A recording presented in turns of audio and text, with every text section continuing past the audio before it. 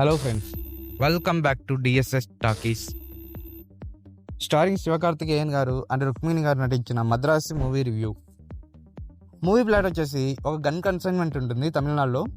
ఆ కన్సైన్మెంట్కి సిండికేట్ అయిన కార్పొరేట్ సంస్థలు ఉంటాయి. ఆ కన్సైన్మెంట్ని ఎలా ఆపారు ఎన్ఐఏ వాళ్ళు, అండ్ ఆ ఎన్ఐఏ వాళ్ళకి హీరో ఎలా హెల్ప్ అయ్యాడు అనేది సినిమా కాన్సెప్ట్. సినిమాలో ఎమోషన్స్కి మంచి స్కోప్ ఉంది, కానీ ఎందుకు యూజ్ చేసుకోలేదో అర్థం కాలేదు మృగదాస్ గారు.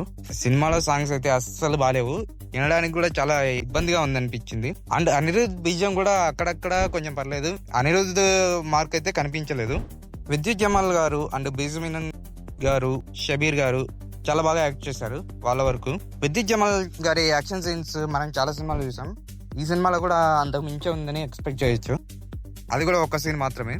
శివకార్తికేయన్ గారు అయితే ఈ సినిమాకి ప్రాణం పెట్టి చేశారు. అతని 100% మాత్రం అతను ఇచ్చాడు, కానీ సినిమాలో స్టోరీ లేకపోవడం వల్ల అది పెద్ద ఫాల్ట్ అయిపోయింది.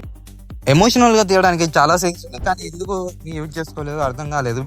సినిమాకి ప్రొడక్షన్ డిపార్ట్మెంట్ వాళ్ళు చాలా పైసలు పెట్టారు. సినిమా స్క్రీన్ ప్లే అంతా బాగా సెట్ అయింది.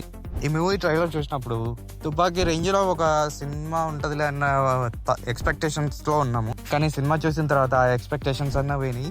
మృగదాస్ గారి డైరెక్షన్ అంటే ఇలా ఉంటుందా అనిపించింది, కానీ ఒకటి అక్కడక్కడ మంచి సీన్స్ పడ్డాయి అండ్ సమ్ యాక్షన్ సీన్స్ కూడా బాగుంటాయి. ఇంటర్వెల్ కి ముందు and after interval pre climax బానే ఉంటుంది. ఈ సినిమా మాత్రం ఓన్లీ శివకార్తికేయన్ గారు అండ్ విద్యుత్ జమాల్ కోసం చూడొచ్చు.